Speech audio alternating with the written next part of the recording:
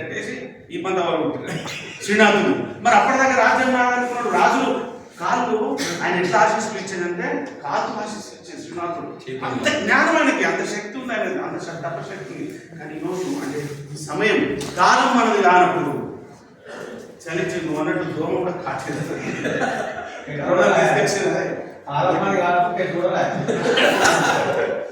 కాబట్టి ఆ రకంగా శ్రీనాథుని పాపం చెట్టు పెట్టేసి కొడుతుంటారు.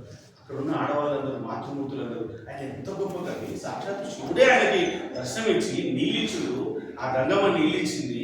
ఆయన కొట్టుకున్న ఆడవాళ్ళందరూ ఆనాడు స్త్రీమూర్తులు ఏడుస్తూ వారి యొక్క మంగళసూత్రాలు కూడా రాజులకు అప్పచెప్తారు. ఎందుకు అప్పచెప్తున్నాడు? అరే నువ్వు ఎన్ని రోజులు చుట్టుపడ్డావు, 67 ఏళ్ళు మన సుఖపడ్డావు, లెక్కలు వేసి ఉండరు పుట్టినప్పటి నుంచి ఇప్పుడు దాకేసి శ్రీనాథుడు లెక్కలు వేసి పైసలు కట్టాలని మా అయ్యని ఇచ్చబెట్టాము నువ్వేదా అని ఆ దెబ్బలు కొడుతూ ఉంటే ఏడుస్తాడు. ఆయన కూడా దుఃఖం వస్తుంది. కాలం మనం కానప్పుడు అటువంటి విషయాన్ని కూడా ఎదుర్కోవాల్సి వస్తుంది. అట్లా ధైర్యంగా ఉండాలని చెప్తాడు శ్రీనాథ కవి సార్వభౌముడు.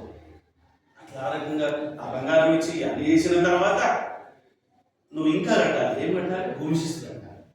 భూమి శిస్తు వాళ్ళు బంగారం ఇస్తూ ఉంటారు. నడదు భూమి శిస్తు ఎక్కడ కట్టాలంట? ఒకవైపు ఎద్దు, ఒకవైపు శ్రీనాథుడు. కృష్ణా జిల్లాలో బొడ్డుపల్లి గ్రామంలో 3 ఎకరాలని శ్రీనాథుడితో వెనుక నుంచి కొరడాలు కొడుతూ 3 ఎకరాలు దునిపిస్తారు. ఎంతో గొప్ప కవి. ఎట్లా ఎట్లా జరిగిపోయింది మానవ జీవితంలో. అందుకే మనం ఎప్పుడు ఇట్లానే ఉంటాం, అంత మనదే నడుస్తుంది. ఇక అనుభవించినట్టు లేదు. శ్రీనాథుని చూస్తే సరిపోతుంది.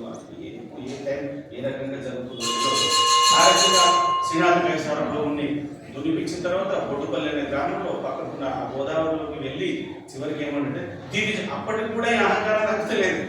దివిజ కవివరులు గుండియల్ అదురగా అరుదించుచున్నాడు అమరపురికి ఈ శ్రీనాథుడు. నా ప్రాణం పోతుంది అనిపించింది మీరు. నేను ఎందుకోసం చచ్చిపోతుంది ఇక్కడ? స్వర్గంలో ఇంకా ఎవరైనా కవులు ఉంటే వాడిని ఓడించడానికే నేను ఇక్కడ ప్రాణం. ఇది శ్రీనాథుడు చచ్చిపోయేటప్పుడు కూడా ధైర్యంగా తన కూర్చుని నదిలో, కృష్ణా నదిలో జలాభిషేకంలోకి వెళ్ళిపోయిన కథ. అయితే ఆ వెళ్ళిపోయేటప్పుడు ఆ దెబ్బలు కొట్టిన తర్వాత ఇక చచ్చిపోదామని ఆయన అనుకున్నాడా లేదా భగవంతుడు ఆజ్ఞయించిన తెలియదు. మధ్యలో పోతన మాత్రం కలుస్తాడు.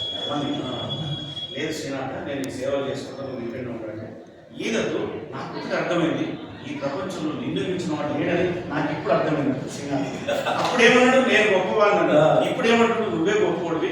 ఎందుకంటే ఎవరి దగ్గర చేయి చాచకుండా బతుకుతున్నావు, భగవన్నామ స్మరణతో నువ్వు ఉన్నావు కాబట్టి నీకు తప్పకుండా మోక్ష ప్రాప్తి లభిస్తుంది.